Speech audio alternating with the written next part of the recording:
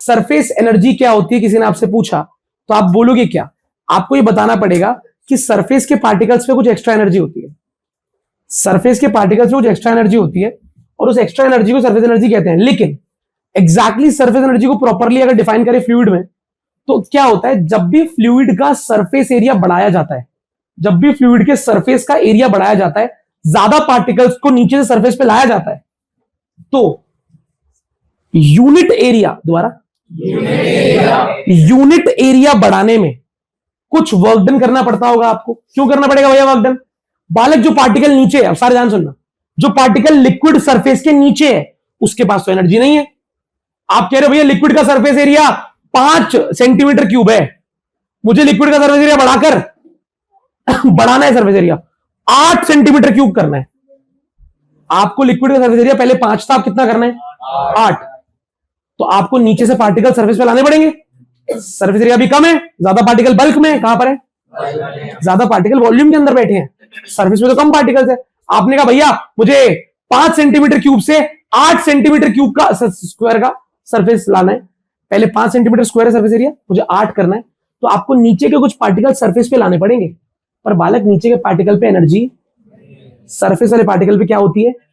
तो आप जब नीचे के पार्टिकल को सरफेस पे लाओगे तो आपको उसे क्या देनी पड़ेगी? और वो एनर्जी आप क्या करके दोगे? Work done. क्या करके दोगे? मैं उस पार्टिकल को बॉटम से सरफेस पर लाने में जो वर्क करूंगा, हम उस पार्टिकल को बॉटम से सरफेस पर लाने में जो वर्क करेंगे, वही वर्क उसके अंदर एनर्जी बनकर स्टोर हो जाएगा। हमारा वर्क उसके अंदर एनर्जी बनकर स्टोर हो जाएगा। तो सरफेस एनर्जी की असल डेफिनेशन क्या है कि जब आप किसी भी लिक्विड का यूनिट एरिया बढ़ाते हो, 1 centimetre cube area square area बढ़ाते हो, या 1 मीटर स्क्वायर एरिया बढ़ाते हो, तो उस एरिया को बढ़ाने के लिए आपको पार्टिकल्स को ऊपर लाना पड़ता है, पार्टिकल्स को एनर्जी देने के लिए उन पर वर्क डन करना पड़ता है। तो यूनिट एरिया बढ़ाने में जो वर्क डन आप करते हो उसे सरफेस एनर्जी कहते हैं। किसी भी लिक्विड का यूनिट एरिया इंक्रीज करने में जो वर्क डन आप करते हो, भैया हम वर्क डन क्यों कर रहे हैं? अरे बालक, तू वर्क डन करेगा उन पार्टिकल्स को ऊपर लाने में जो नीचे बैठे हैं, तभी तो वो पार्टिकल ऊपर आएंगे। आपको सरफेस एरिया बढ़ाना है तो आपको नीचे से पार्टिकल ऊपर लाने पड़ेंगे, सरफेस एरिया तभी बढ़ेगा। नीचे के पार्टिकल पे एनर्जी है नहीं, उन्हें एनर्जी देनी पड़ेगी। तो आप यूनिट एरिया बढ़ाने में जितनी एनर्जी देते हो, यूनिट एरिया बढ़ाने के लिए जिन पार्टिकल्स को ऊपर लाते हो, उन पर जितना वर्क करते हो, जितनी उन्हें एनर्जी देते हो, उस एनर्जी को सरफेस एनर्जी कहते हैं। द एनर्जी रिक्वायर्ड या the work done in bringing या work done in increasing the surface area by 1 centimetre square या 1 स्क्वायर यूनिट या 1 मीटर स्क्वायर। अब आप यूनिट को सेंटीमीटर लो, मीटर लो, आपकी इच्छा। लेकिन यूनिट एरिया बढ़ाने में जो वर्क डन होता है, सरफेस एरिया को यूनिट क्वांटिटी से बढ़ाने में जो वर्क डन आप करते हो, that work done is called surface energy. Surface energy is the amount of work done in increasing the surface area of a liquid by 1 centimeter cube or 1 meter cube, 1 centimeter square और 1 meter square। समझ में आया? आपको liquid का area बढ़ाने में work done करना पड़ता है। लिक्विड नहीं चाहता कि उसका एरिया बड़ा हो, ये ज्यादा एरिया मतलब ज्यादा एनर्जी।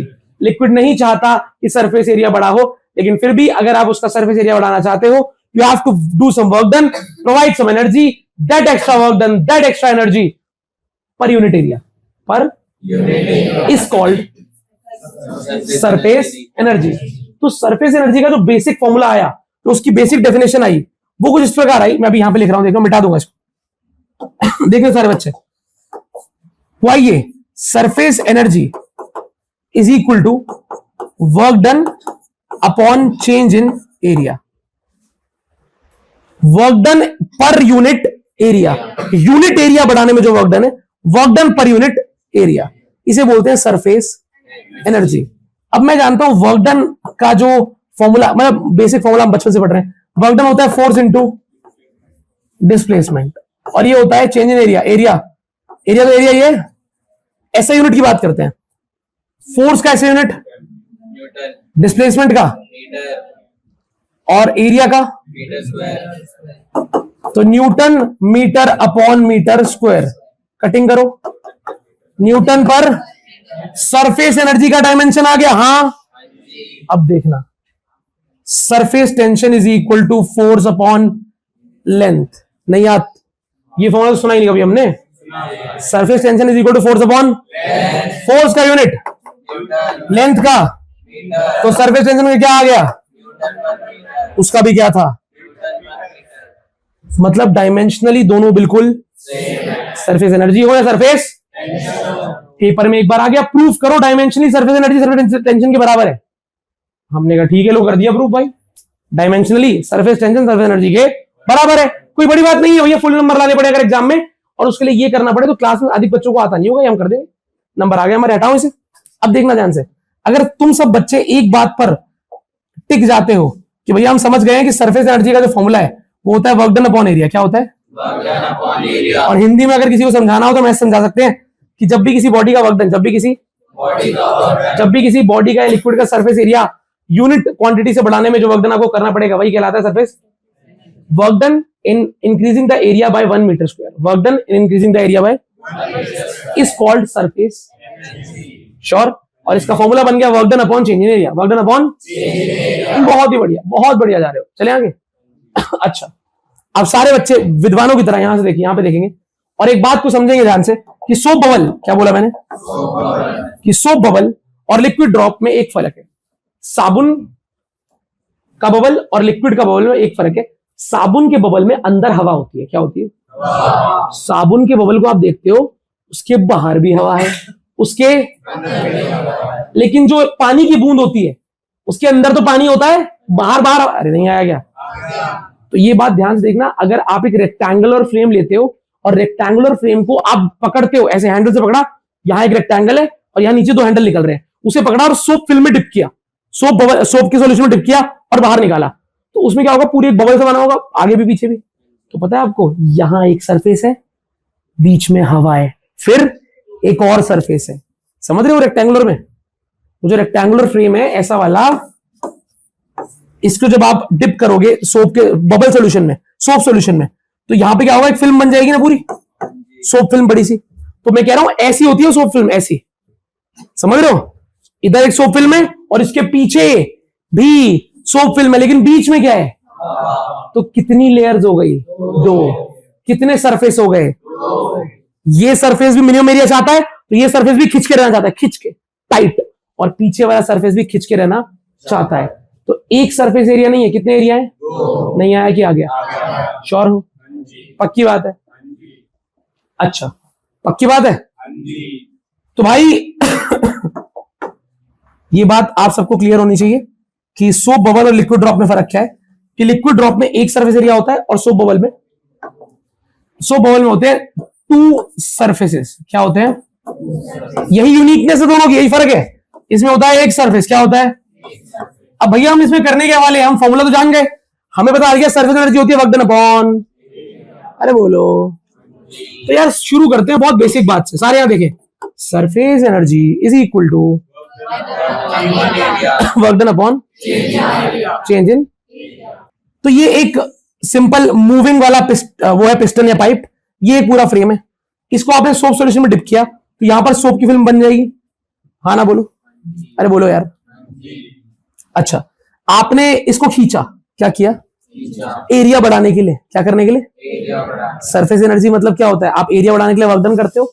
तो क्या हुआ, ये इतना आगे आ गया, चलते होते इतना आगे आ गया, और कितना डिस्प्लेसमेंट आया? एक्स का। कितना आया? और ये लंबाई क्या है? एल। क्या है? मानते हो? सारे मानते हैं इस बात को कि ऐसे खींच सकते हो ना, थोड़ा तो आपने जान लगा के खींचा, अभी इतना नहीं खींचा कि फट जाए बबल, हमने थोड़ा सा ही खींचा एक्स डिस्टेंस, और खींचने में क्या हुआ, वो स्ट्रेच हो गया, वो खिंच गया, बबल खिंच गया। अच्छा, तो अब मैं जानता हूं सरफेस एनर्जी का फॉर्मूला होता है वर्क डन अपॉन, बोलो यार, अरे वाह, बड़े विद्वान हो तुम, बहुत बढ़िया, बहुत बढ़िया। क्या आपको लगता है कि पहले इसका जितना भी एरिया रहा होगा, जितना भी एरिया, जो नया एरिया आया है, जो नया एरिया जो नया एरिया आया है वो इतना ही है? क्या ये नया एरिया? नहीं भाई, कितना बदला मैंने एरिया को, मैं एरिया में इतना चेंज नहीं लाया। कितना चेंज आया एरिया में? मैंने जब इस ए बी पाइप को यहां से खींच के नीचे ले आया ए डैश बी डैश पोजीशन पे, तो आपको क्या लगता है जो मैंने ऑरेंज लाइन मारी है, इतना ही तो एरिया चेंज हुआ है? कि नहीं हुआ? अरे बोलो यार, इससे ज्यादा एरिया चेंज हुआ, इतना एरिया चेंज हुआ है? किसको लगता है इतना एरिया चेंज हुआ? हाथ ऊपर कर दो भाई, जितना आपने ऑरेंज शेड किया इतना ही एरिया चेंज हुआ है। श्योर? एक बार मेरे कहने पर चेंज इन एरिया, ये जो ऑरेंज वाला एरिया क्या मैं इसे निकाल सकता हूं? ये लंबाई L है और ये डिस्टेंस X है, तो लेंथ इनटू ब्रेथ, एरिया कितना आएगा change in area? Length into, कौन कौन इससे सहमत है भाई? Force into. एक सवाल पूछना है मुझे आपसे, ईमानदारी से बताना, जब मैंने इस पाइप को खींचा होगा तो आगे, अच्छा ये साबुन है, साबुन का बबल है, तो आगे एक लेयर है, बीच में हवा है, फिर साबुन है ना? ऐसा ही है।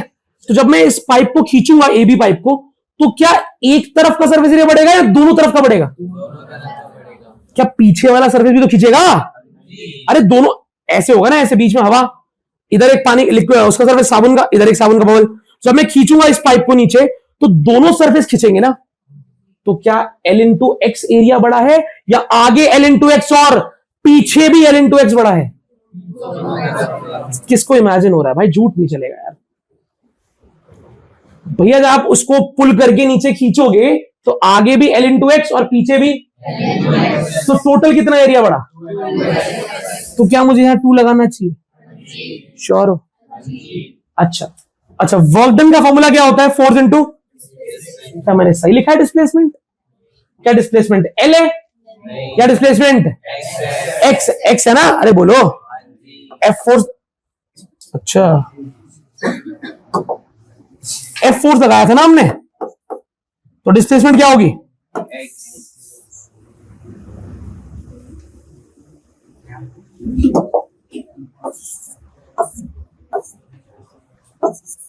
कौन कौन यहां तक क्लियर है?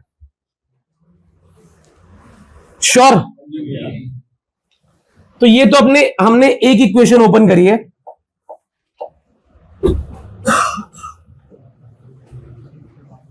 यहां तक सबको क्लियर है? सरफेस एनर्जी का फॉर्मूला होता है work done into upon change in area. Area कितना बदला? सोप फिल्म है तो डबल एरिया बदलेगा, और डिस्प्लेसमेंट होता है फोर्स इन, वर्क डन होता है फोर्स इनटू। चलिए अब आते हैं एक और फॉर्मूले पे जो हम बचपन से पढ़ रहे हैं, अभी मतलब लास्ट क्लास से पढ़ रहे हैं। उसका नाम था surface tension is equal to force upon length. हाँ ना बोलो? श्योर हो? क्या लगता है इसमें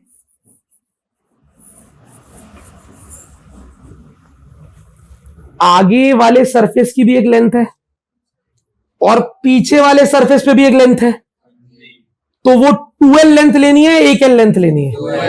सोच के बोलना, क्योंकि यहां पर सरफेस क्या है? 2 सरफेस क्या है? तो खिंचाव भी दोनों में आ रहा होगा, नहीं आ रहा होगा? श्योर? पक्की बात है? तो यहां आएगा फोर्स अपॉन, ये तो तुमने भी देखा होगा वहां पे कि फोर्स अपॉन, तो इसको यहां ले जाओ। सही है? ये कहां से आया? ये कहां से आया? बहुत बढ़िया, ये है फ्रॉम द, फ्रॉम द, बहुत बढ़िया, फ्रॉम द फॉर्मूला ऑफ,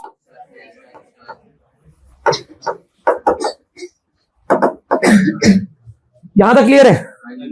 अच्छा, इसके बाद 2L को यहां ले जाओ, F क्या आ जाएगा? 2L इंटू, आ गया क्या? इक्वेशन क्या F की वैल्यू पुट कर दूं? F की वैल्यू पुट कर दूं? तो F की वैल्यू पुट कर देते हैं। क्या बनेगा यार, थोड़ा हेल्प करो। Surface energy is equal to 2LS upon X से X, L से L, 2 से, क्या आ गया भाई?